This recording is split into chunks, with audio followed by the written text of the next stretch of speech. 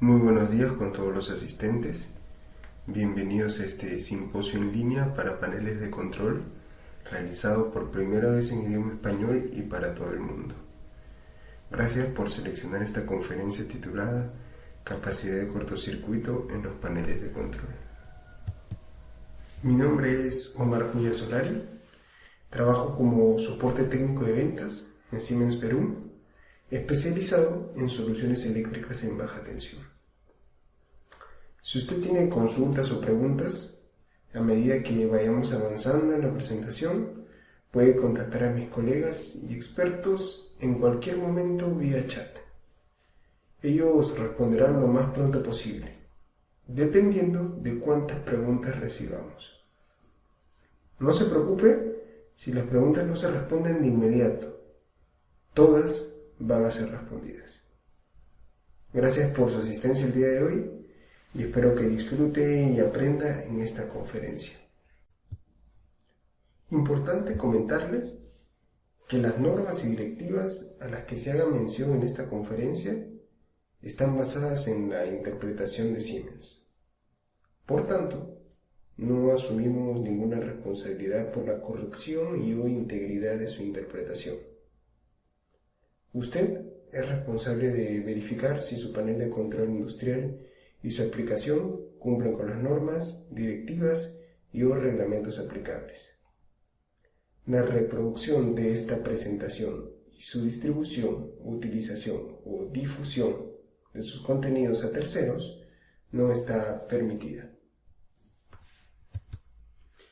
El día de hoy estaremos siguiendo la presente agenda compuesta por 6 puntos, los cuales iremos desarrollando uno a uno durante toda la sesión. Vamos a comenzar con la introducción. Independientemente del equipo que tengamos dentro de nuestra instalación, este debe ser dimensionado y diseñado para trabajar bajo condiciones tanto normales como anormales, especialmente cuando hablamos de cortocircuito. Precisamente, las corrientes de cortocircuito no se limitan a alguna región o país a nivel mundial. No tienen límites o barreras. Pueden suceder en cualquier locación geográfica, y ahí radica su importancia. Algunas de las fallas típicas en una instalación eléctrica son las sobrecargas, las cuales se manifiestan a través de sobreintensidad de corriente eléctrica o a través de excesos de temperatura. Si hablamos de sobrecorrientes, es indispensable hablar de la corriente de sobrecarga y la corriente de cortocircuito, para las cuales existen equipos de protección cuyas características como corriente nominal, capacidad de ruptura y tiempos de desconexión iremos conociendo en la presentación. Los conductores eléctricos están diseñados para conducir y trabajar a cierta corriente nominal. Este flujo de corriente siempre genera calor, pero este calor es fácilmente disipado por el propio conductor.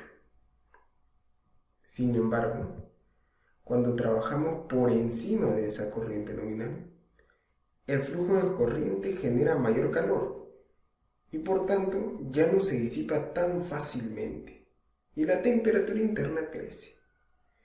Si no protegemos nuestros conductores eléctricos en el tiempo adecuado, entonces podemos experimentar problemas graves en nuestra instalación. Cuando hablamos de tiempos de desconexión, debemos analizar las curvas de actuación de los dispositivos de protección. La presente gráfica muestra una curva compuesta por 2 rangos. De naranja el rango de sobrecarga y de azul el de cortocircuito. En caso de una falla por sobrecarga, nuestro dispositivo de protección actuará en segundos, es decir, se permite circular corriente de sobrecarga por un conductor eléctrico por un periodo en segundos hasta que la protección actúe. Muy diferente cuando hablamos del rango de cortocircuito, donde vemos que los tiempos de actuación son casi instantáneos, en el orden de los milisegundos. En esta gráfica podemos observar que la protección por cortocircuito comenzará cuando el valor de la corriente sea 12 veces la corriente nominal. No obstante, es posible regular esta curva a un nivel inferior o superior dependiendo del tipo de dispositivo de protección que se esté utilizando. En el mercado es posible encontrar no solo interruptores con protección termomagnética o magnetotérmicos, sino también los que poseen solo protección magnética, lo que significa que no existe protección en el rango de sobrecarga, sino solo ante un cortocircuito. Esta protección puede ser usada, por ejemplo, para el arranque de motores. Hablemos ahora un poco de los equipos de protección que se utilizan frente al cortocircuito. Para que se pueda entender de un modo más didáctico, hemos dividido a los dispositivos de protección acorde a su ubicación en una instalación eléctrica. Tenemos los dispositivos que se encuentran del lado de la alimentación y los que se encuentran del lado de las cargas. Los dispositivos del lado de la alimentación permiten proteger los diferentes paneles de control de su instalación. Además, protegen frente a sobrecarga los cables internos del tablero y a los cables que conectan el tablero principal y los tableros de control. Precisamente vamos a hablar acerca de los dispositivos de protección del lado de la fuente o alimentación. Las normas IEC 60204-1 y UL 508 nos permiten tener dispositivos de desconexión para nuestras máquinas eléctricas. Los dispositivos pueden ser del tipo con o sin fusible. Esta selección varía de mercado a mercado, tomando en cuenta aspectos como precio, disponibilidad, precisión, etc. El uso de fusibles se detalla en la norma UL 248 o IEC 6947-3. Tan pronto como un cortocircuito aparece, los fusibles operan y protegen, pero luego deben ser reemplazados.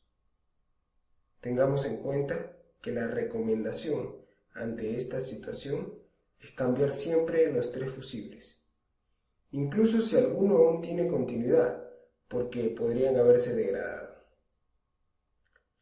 Los dispositivos sin fusibles se detallan en las normas UL 489 e IEC 60947-2. Los interruptores automáticos, o también llamados disyuntores, protegen frente a un cortocircuito. Solo necesitas rearmarlos o volver a cerrarlos para que sigan protegiendo tu sistema. Existen 2 tipos de interruptores automáticos, cuya diferencia depende de su comportamiento durante el cortocircuito. Cuando tenemos un ACB, también llamado interruptor en aire o bastidor abierto, hacemos mención a los interruptores de cruce por cero. Observemos la gráfica. Si nuestra frecuencia es de 50 Hz, el tiempo en el que comenzará a proteger o abrir nuestro disyuntor será en el primer cruce por cero que detecte, es decir, a los 10 milisegundos. Toda el área comprendida bajo la curva de color naranja será la energía de cortocircuito que pasará por nuestra instalación eléctrica. Cuando tenemos un MCCB o interruptor de caja moldeada, hablamos de los interruptores limitadores. Esto significa que pueden empezar a proteger de un modo mucho más rápido.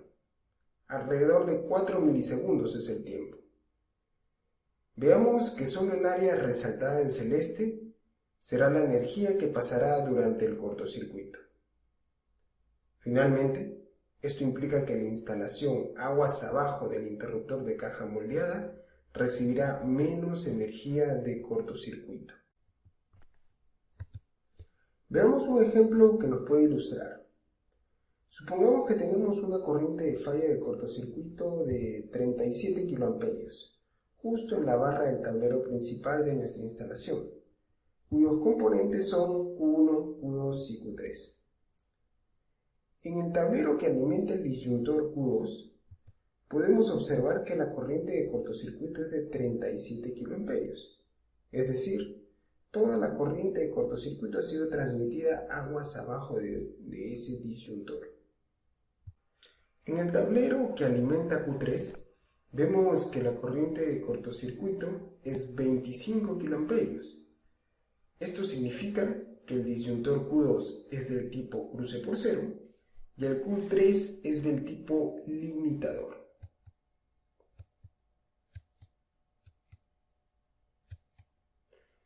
Ahora hablaremos de los equipos en el lado de la carga, los cuales se encargan de la protección por cortocircuito del alimentador de la carga, protección por sobrecarga de los cables y cargas, y del aislamiento y desconexión de cada carga de la instalación. Para este caso, tenemos dos posibles modos de instalación: equipos con o sin fusibles. Los equipos con fusibles, complementados por contactor y relé térmico, y los sin fusible, compuestos por guardamotores o disyuntores modelos 3RV o 3VA en la cabecera. Podemos encontrar también los arrancadores por soft starter o variadores, en los cuales no es indispensable el uso de contactores y o relé térmicos. Dependiendo de cada mercado y de su disponibilidad, podemos usar una u otra opción. Es muy importante mencionar que, acorde al comportamiento de los equipos de protección frente a cortocircuito, existen combinaciones probadas por coordinación, las cuales pueden ser del tipo 1 o del tipo 2. La principal diferencia radica en que luego de un evento de cortocircuito, los equipos tipo 1 pueden quedar inoperativos, mientras que los del tipo 2 deben seguir operando sin señales de daño. Asimismo, cada producto ha sido testeado individualmente y tiene su propia característica de resistencia al cortocircuito. Los contactores y relés térmicos poseen niveles de cortocircuito bastante bajos. Hablamos de 5 kA o 10 kA para algunos elementos, muy poco para aplicaciones industriales.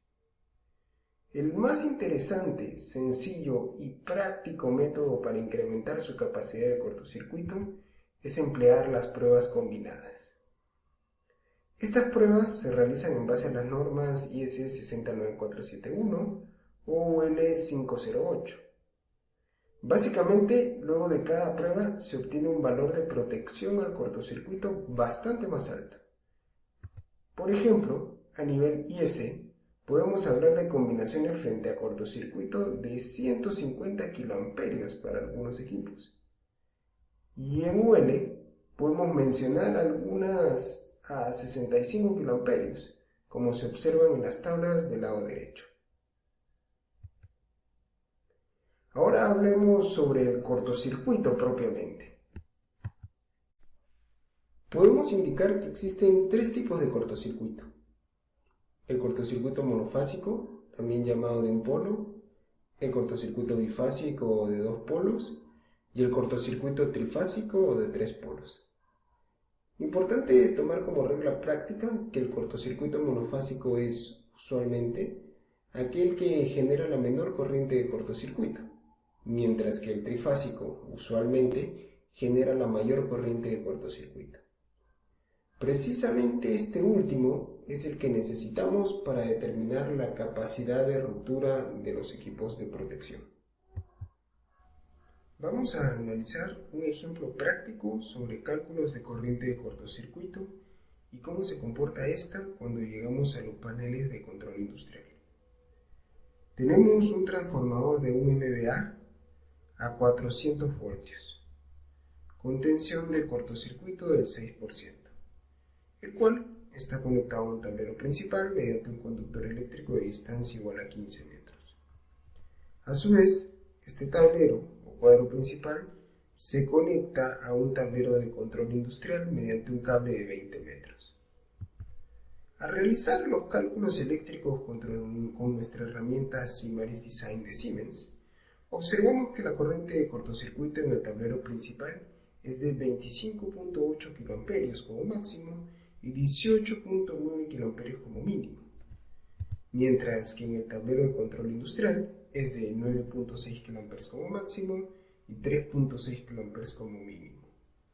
Notamos entonces que existe una caída en la corriente de cortocircuito como resultado de la impedancia y distancia del cable que conecta ambos tableros. Muchos se cuestionarán por qué se hace referencia a la corriente mínima de cortocircuito. Bueno, acorde a la norma, esta corriente también debe ser desconectada en un tiempo máximo, el cual usualmente es de 5 segundos. ¿Qué pasaría si ahora en lugar de un transformador utilizo dos en las mismas características? Notamos que el comportamiento del cortocircuito en el tablero principal básicamente se duplica, pasa a ser 51.2 kA. Sin embargo, este comportamiento no se refleja en el tablero de control industrial, puesto que la corriente pasa a ser 10.5 kA en lugar de los 9.6 anteriores. Importante conclusión entonces: tomar en cuenta las distancias y calibres de los conductores eléctricos para obtener las corrientes de cortocircuito. Estoy seguro de que muchos de nosotros, para fines de diseño, consideramos el mismo valor de corriente de cortocircuito desde el tablero de distribución principal hasta los tableros con arranques. Y ahora tenemos claro que no se debe hacer de esta manera y que podemos ser mucho más eficientes en nuestra ingeniería. Un aspecto importante cuando hablamos de cortocircuito es entender dos características o pruebas relacionadas a los equipos de protección. Son las famosas capacidades de ruptura. Acorde a la IEC 60947-2, podemos distinguir dos conceptos: ICU, o poder de corte último de cortocircuito, e ICS, o poder de corte de cortocircuito en servicio.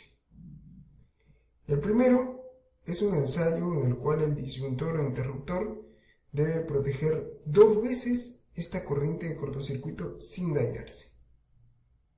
Luego de este segundo evento, el equipo debe reemplazarse. Es la también conocida capacidad de ruptura. El ICS es un ensayo en el que el equipo desconecta esta corriente de cortocircuito 3 veces sin dañarse. Los dispositivos de protección deben ser diseñados acorde a estos parámetros.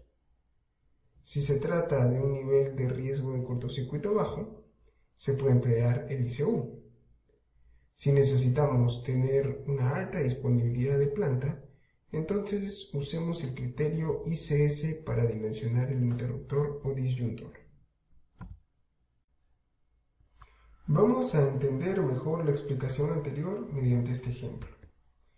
Tenemos un sistema eléctrico cuyo cálculo de cortocircuito en la barra principal es de 30 kA y normalmente circula como corriente de carga 30 amperios. Debemos dimensionar el interruptor Q1. En cuanto a la corriente terminal, podemos seleccionar uno de 32 amperios. Para la capacidad de ruptura tenemos las opciones A, B y C. Claramente, podemos considerar las opciones B y C como válidas para proteger el sistema. Sin embargo, ¿cuál realmente elegir? ¿Los 37 kA o los 50 kA? La norma te dice que la capacidad de ruptura debe ser mayor o igual al nivel de cortocircuito en el tablero. Ambos valores cumplen. Sin embargo, hay un criterio muy importante, y es el precio del equipo. Elegir uno de mayor capacidad de ruptura incrementa el precio del equipo y podríamos tener una solución mucho más costosa innecesariamente. Los análisis para nuestros proyectos deben ser técnico y económicamente válidos. Revisemos ahora los conceptos de coordinación de protecciones, selectividad y backup. Cuando tenemos dispositivos de protección en serie o cascada, podemos coordinarlos de modo que sepamos cuándo un equipo abre antes y cuándo después. Si hablamos de selectividad, el concepto está relacionado a la continuidad de servicio en el sistema en caso de alguna falla. Por ejemplo, digamos que aguas abajo del interruptor Q2 se presenta una falla de cortocircuito. Tanto Q1 como Q2 observan la falla. En ambos casos, los relés de protección ordenan abrir cada disyuntor y se produce una desconexión tanto de Q1 como de Q2. Este es un comportamiento no selectivo. Del lado derecho veamos otro escenario. Tenemos la misma falla, pero ahora solo Q2 desconecta la falla y Q1 sigue cerrado. Esto es tener selectividad.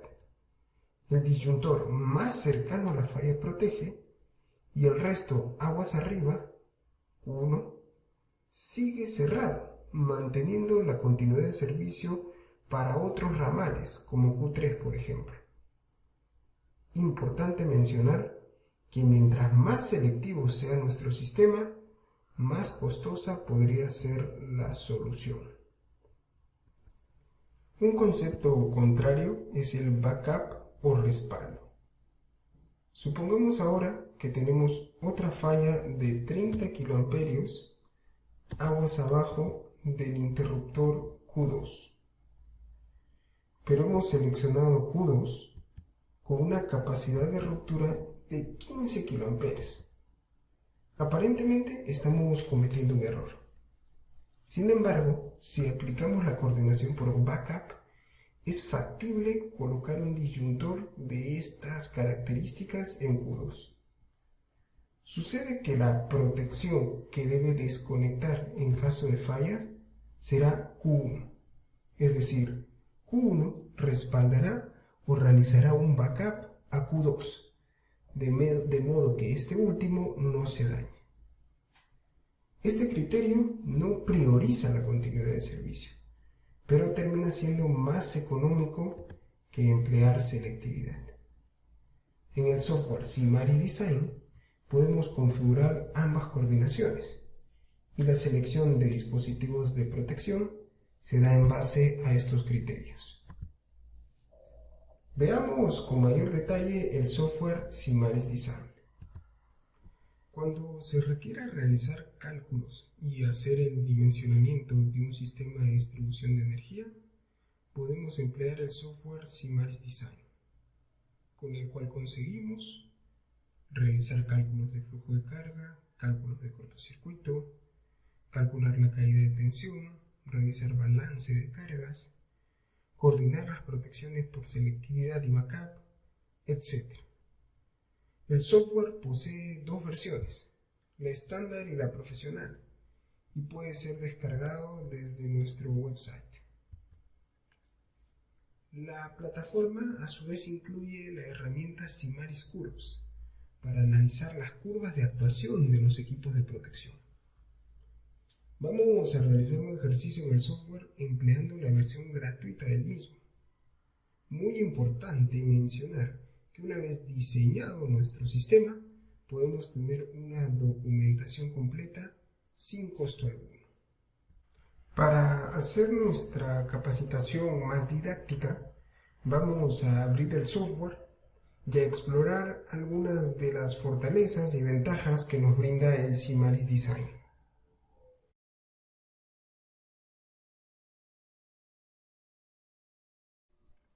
Vamos a crear un proyecto eléctrico desde cero, para que puedan observar lo intuitivo y sencillo que resulta trabajar en el Symantec Design. Le damos clic a Siguiente. En esta ventana ingresamos la información del proyecto. Como nombre podemos colocar ampliación, edificio, Siemens. Como descripción podemos poner Siemens. Y como proyectista podemos poner nuestro nombre o el de nuestra organización. Voy a poner Siemens nuevamente. El resto de campos no son mandatorios, pero si gusta puede completarlos. Le damos clic a Siguiente. Comenzamos a configurar los parámetros de nuestro sistema en media tensión. Vamos a considerar una tensión de 20 kilovoltios. Importante solicitar al suministrador de energía las potencias máximas y mínimas de cortocircuito para nuestra instalación. En caso no se tenga esa información, podemos asumir estos valores de 300 MVA y 100 MVA como valores típicos. Finalmente, podemos limitar el uso de determinados calibres de cables en su instalación, básicamente por temas de instalación. A veces les acomoda alguna dimensión o a veces otra.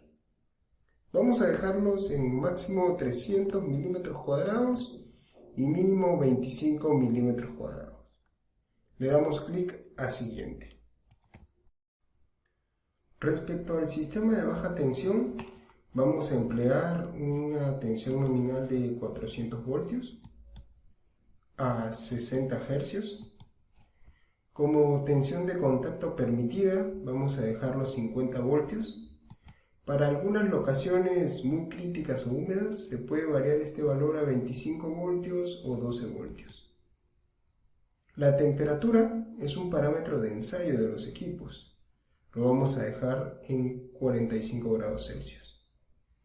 El resto de parámetros podemos colocarlos tal y como lo estoy configurando en estos momentos. Si alguno tiene algún requerimiento en particular de calibres de cable, uso de polos de los disyuntores, etc., puede hacer las modificaciones respectivas. Le damos clic a Terminar.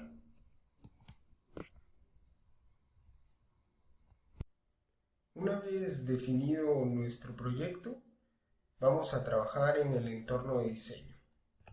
Aquí comenzaremos a dibujar el diagrama unifilar empleando los iconos y herramientas del lado izquierdo. Podemos empezar insertando un transformador. Vamos a configurar la longitud del cable. Insertamos el valor de 20 metros. Considerando que el transformador y el tablero principal se van a encontrar dentro de la misma subestación eléctrica para este ejemplo. El tipo de dispositivo de protección será un interruptor automático. Hacemos clic en Terminar. Ahora vamos a conectar el tablero principal con un panel de control industrial. Para ello, vamos al siguiente icono, arrastramos y dentro de la ventana de configuración colocamos como instancia de cable 50 metros y adicionamos un interruptor o disyuntor como protección principal de nuestro tablero de control industrial. Clic en Terminar. En nuestro panel de control comenzamos a agregar los arrancadores de motores. El primero de ellos será un arrancador directo. La distancia hacia el motor vamos a colocarla como 40 metros y la potencia mecánica de nuestra carga como 25 kilowatts. Damos clic a Siguiente y aquí vamos a configurar un arranque sin fusibles del tipo arranque directo, coordinación tipo 2 y con un relé de sobrecarga Simocode. Le damos clic a Finalizar. Repetimos el procedimiento anterior, pero ahora la distancia será de 80 metros y la potencia de 10 kilowatts. Esta carga será nuevamente sin fusibles, con arranque directo, pero ahora vamos a elegir una coordinación tipo 1 y no le vamos a colocar relé de sobrecarga. Vamos a agregar otro arrancador más, pero ahora será uno de partida suave. La longitud 50 metros, la potencia 80 kilowatts. Ahora sí seleccionamos una protección con fusible, arrancador tipo suave, coordinación tipo 2 y no le coloquemos relé térmico. Finalizar. Para completar el ejemplo, vamos a colocar una carga dummy o ficticia en el tablero principal, también llamada carga de reserva, la cual resumirá el resto de carga y tableros eléctricos de nuestra instalación. Vamos a colocar 500 kilowatts de potencia adicional que tengo en toda mi instalación. Vamos a ordenar un poco nuestro panel de control para que se vea más estilizado. Si notamos que la hoja termina siendo pequeña, podemos también customizar el tamaño de la misma en este lado. Vamos a dejarla en A4. Una vez que ya tenemos el ejercicio desarrollado, vamos a calcular el sistema. Para ello, vamos a este icono de color verde que dice calcular todo el circuito y le damos clic. Antes de realizar el dimensionamiento total, el software solicita que cerremos el interruptor principal de nuestro proyecto. Le damos clic y finalmente en terminar. Comienza el software a realizar los cálculos y luego de unos segundos tenemos ya todos los resultados. Si deseamos, por ejemplo, ver los cálculos de flujo de carga, podemos hacer clic en la vista respectiva. Cada componente del panel de control muestra cálculos de corriente, aquí están los valores de la corriente de la carga, muestra cálculos de caída de tensión total, factor de potencia, potencias mecánicas de cada carga, etc. Si deseo ahora analizar los cálculos de cortocircuito, le doy clic en el símbolo del rayo y tengo los diferentes niveles de cortocircuito, tanto máximos como mínimos, que me ha calculado el software.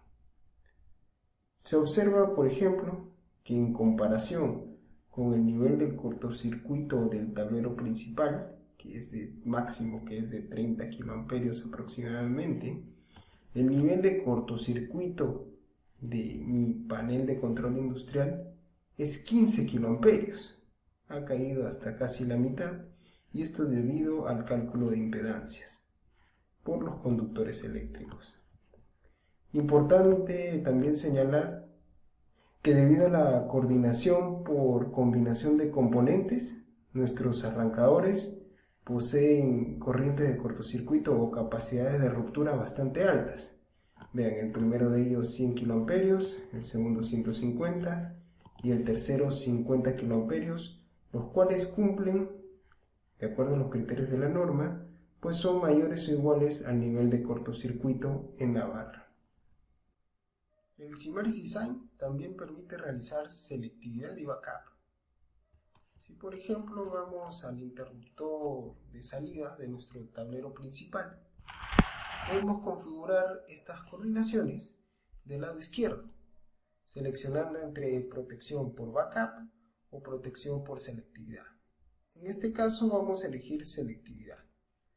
Esta opción está disponible desde nuestra versión estándar del software, la cual es gratis y se complementa con la plataforma Simaris Curves. Para la versión profesional tenemos una herramienta interactiva adicional. Si le damos clic en este icono que se llama selectividad, observaremos que se pintarán de colores verde y amarillo cada protección de nuestro sistema, dependiendo de si se trata de selectividad total o selectividad parcial. Haciendo clic en cada uno de los interruptores, obtendremos un análisis de la curva de actuación de cada componente. Los invito a que puedan ustedes buscar en el mercado algún software que tenga una característica similar. En realidad va a ser muy complicado. Esta bondad o esta característica del Symantec Design es única. Una vez finalizado nuestro análisis en el diseño de red en este entorno, podemos pasar al siguiente, que se llama documentación del proyecto. Aquí podemos imprimir diferentes tipos de documentos que van desde listas de equipamientos, un informe completo de selectividad, hasta los diagramas unifilares de nuestra red eléctrica en formato DWG o DXF. Yo los invito a que ustedes puedan descargarse la herramienta Symantec Design, que en su versión estándar es completamente gratuita, y comiencen a explorar todas las características y ventajas que ofrecen nuestro software.